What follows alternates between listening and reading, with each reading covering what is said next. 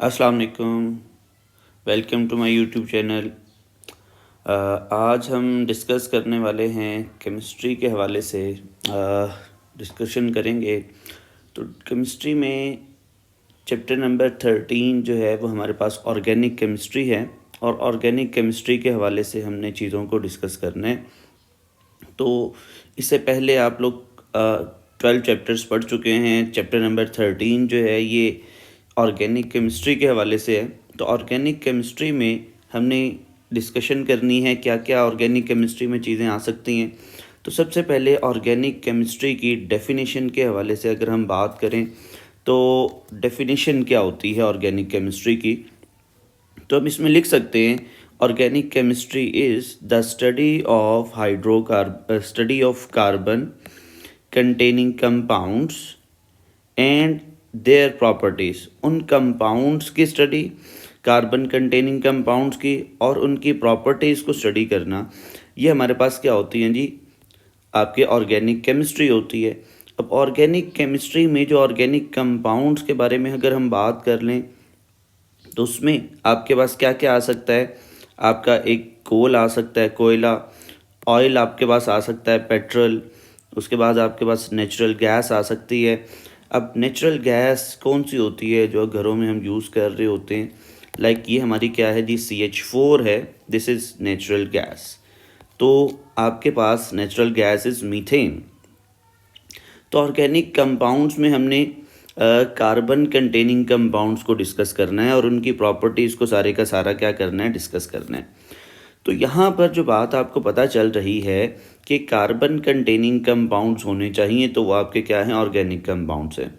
तो इसी चीज़ को लेकर ना यहाँ से आपका एक शॉर्ट क्वेश्चन जो है वो पूछा जा सकता है कि why some carbon containing compounds like carbon dioxide, carbon monoxide, carbonates and are considered as inorganic.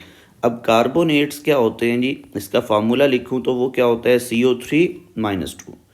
Question ये है कि वो कहता है ये कंपाउंड देखो, इसमें कार्बन है, इसमें भी कार्बन है, इसमें भी कार्बन है। अभी हमने ऑर्गेनिक कंपाउंड्स को पढ़ा है कि कार्बन कंटेनिंग कंपाउंड्स होते हैं, लेकिन यहाँ पर उसने क्वेश्चन आपसे पूछ लिया कि कुछ कंपाउंड्स लाइक कार्बन डाइऑक्साइड है, कार्बन मोनोऑक्साइड्स हैं, कार्बोनेट्स हैं, इनमें कार्बन तो है लेकिन ये कंसीडर किए जाते हैं इनऑर्गेनिक। वाई? तो ये शॉर्ट क्वेश्चन आपसे पूछा जा सकता है।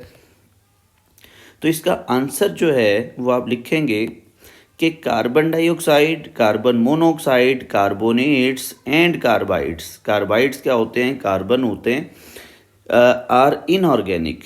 ये इनऑर्गेनिक होते हैं because they have completely different properties than organic compounds।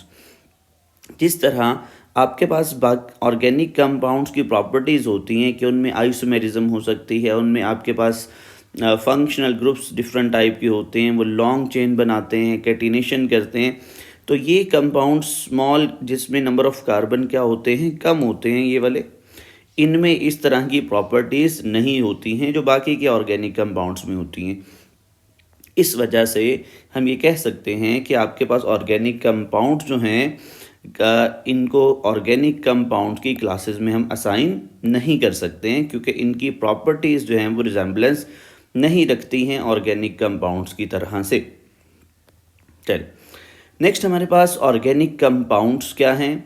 अब इसकी डेफिनेशन अगर हम करें ऑर्गेनिक कंपाउंड्स की, तो ये क्या होता है, स्टडी ऑफ हाइड्रोकार्बन्स। अब हाइड्रोकार्बन्स का आपको यहाँ पर पता चलना चाहिए कि ऐसे कंपाउंड जिनमें सिर्फ क्या होता है, carbon and hydrogen only. Hydrocarbon किसे कहते हैं, नाम से पता चल रहा है, हाइड्रोजन हो जिसमें और क्या हो, कार्बन हो। तो क्या है definition, study of hydrocarbons and their derivatives. तो पता क्या चल रहा है कि इसेंशियल पार्ट जो है वो तो आपके पास क्या है, हाइड्रोकार्बन्स है, कार्बन और हाइड्रोजन है, लेकिन इसके अलावा जो है वो कुछ और एलिमेंट्स भी, कुछ और एटम्स भी इसमें आ सकते हैं, like oxygen, like sulphur, like halogens. लेकिन जो इसेंशियल पार्ट है वो आपके पास क्या होना चाहिए, इसमें हाइड्रोकार्बन का होगा। लाइक हमने ये बात कर ली है कि हाइड्रोकार्बन्स आपके पास लाजमी होने चाहिए। अब बात अगर हम समझे डेरिवेटिव की, तो डेरिवेटिव का मतलब कि आपके पास जिस तरह मैंने एग्जांपल लिखी है एल्डिहाइड, अब इसका जो फंक्शनल ग्रुप होता है वो C डबल बॉन्ड OH। अब इसमें अगर हम देखें कार्बन भी है और हाइड्रोजन भी है। अब ये जो ऑक्सीजन है एक्स्ट्रा, हम इसे क्या कह सकते हैं, ये इसका हाइड्रोकार्बन्स और इसका क्या है जी, डेरिवेटिव है। इस तरह से मैं अल्कोहल का फार्मूला लिखूं तो वो क्या होता है, CH3OH।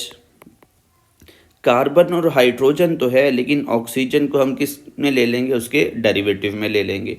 अल्केन का फॉर्मूला क्या होता है, CH4 होता है। इसी तरह मीथेन, ईथेन, प्रोपेन, ये आपके पास अल्केन्स आ जाते हैं। अल्कीन में जो सिंपलेस्ट अल्कीन होता है वो आपके पास क्या होता है, इथीन होता है। और अल्कीन में हमें पता है कार्बन कार्बन क्या होता है, डबल बॉन्ड प्रेजेंट होता है। अल्काइन की अगर हम बात करें तो सिंपलेस्ट अल्काइन जो हमारे पास होगा उसमें कार्बन कार्बन क्या होता है, ट्रिपल बॉन्ड होता है।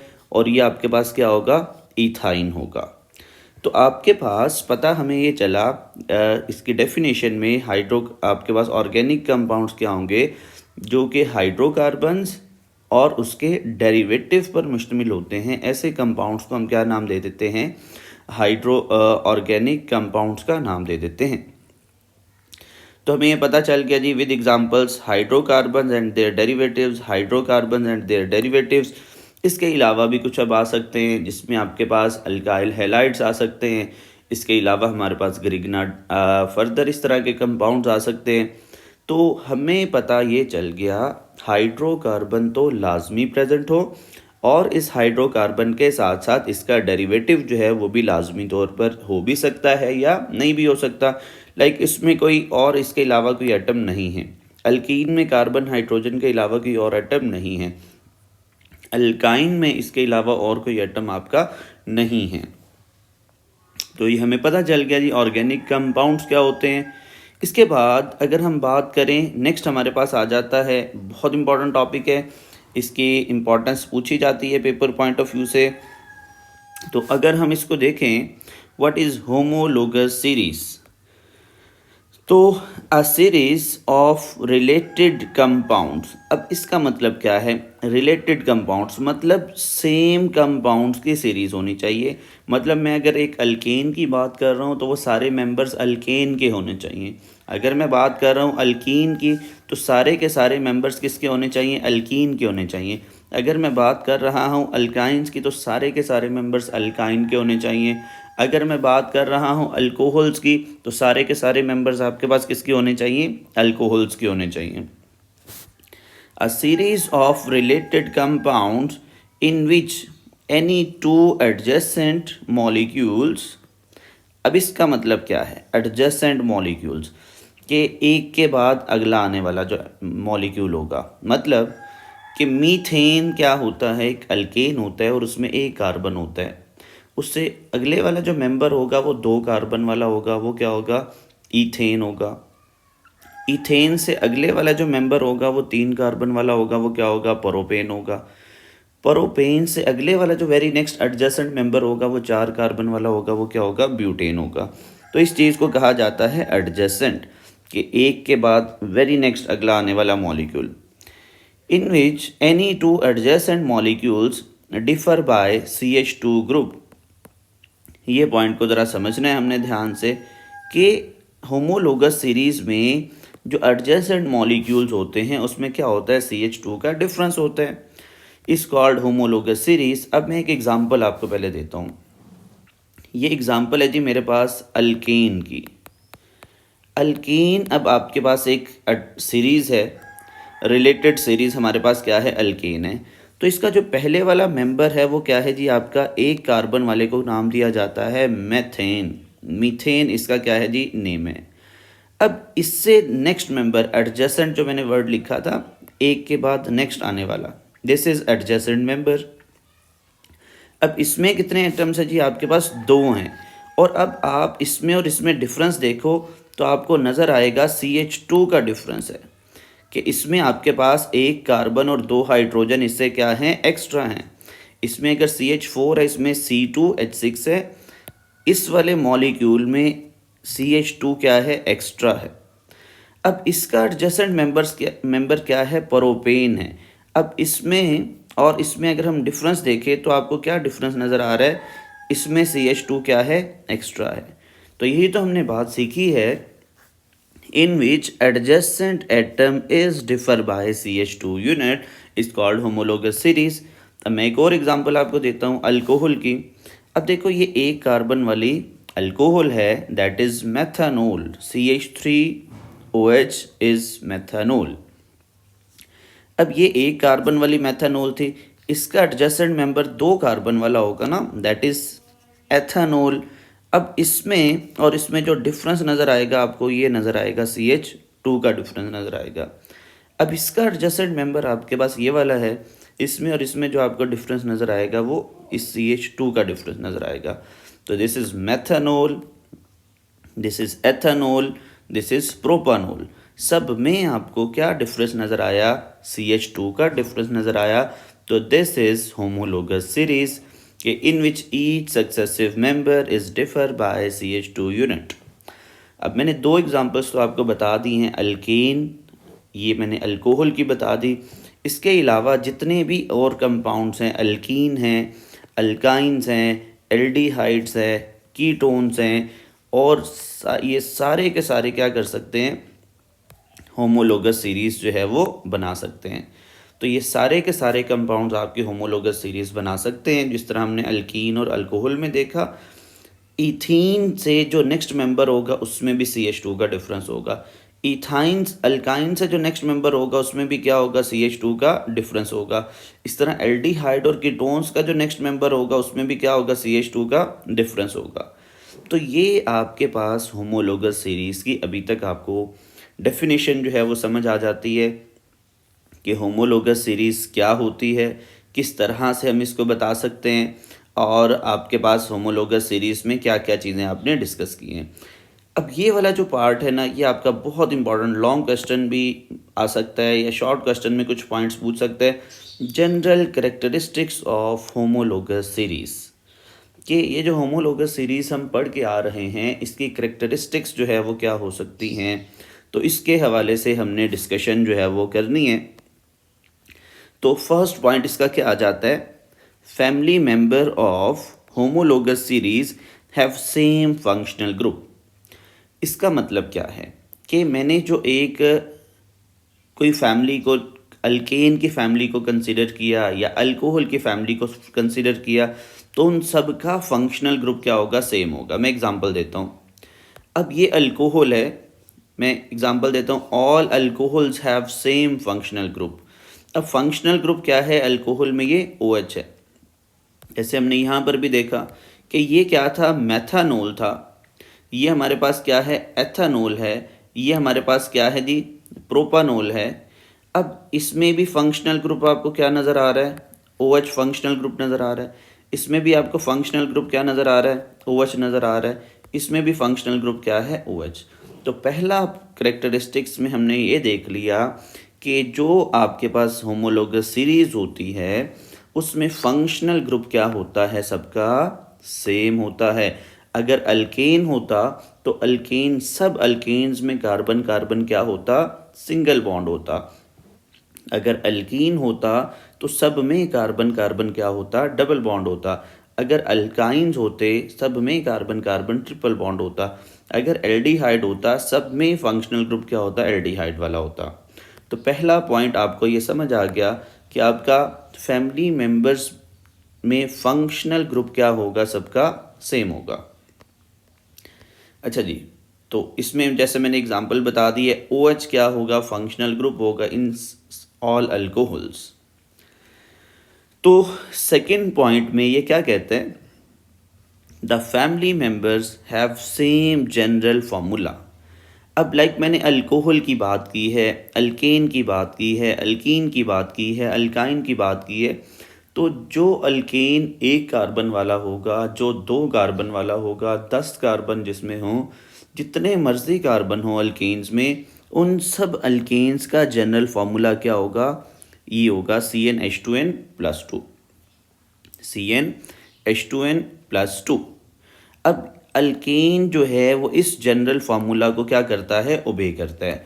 मैं एक एग्जांपल बता दूं कि एक सिंपल कार्बन जो आपके पास, एक कार्बन अगर आपके पास होगा तो आपका वो अल्केन क्या होता है, हमने पढ़ा था मीथेन होता है CH4।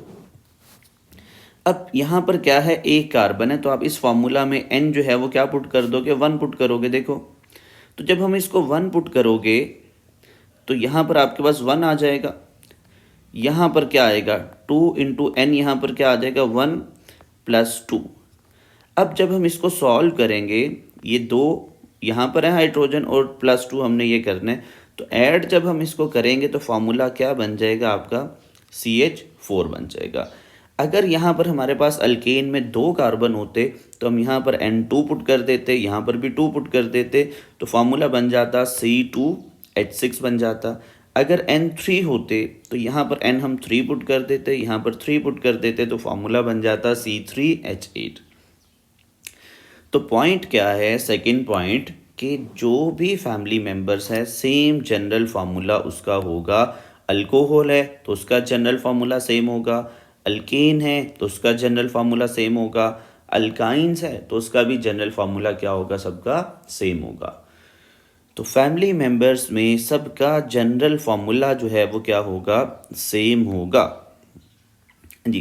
पॉइंट नंबर 3 क्या है, adjacent family members differ by CH2 unit. ये बात अभी मैं आपको डिटेल से बता चुका हूँ शुरू में कि आपके पास जो एडजेसेंट मेंबर होता है, वेरी नेक्स्ट मेंबर जो होता है, उसमें जो डिफरेंस होता है वो किसका होता है, CH2 का।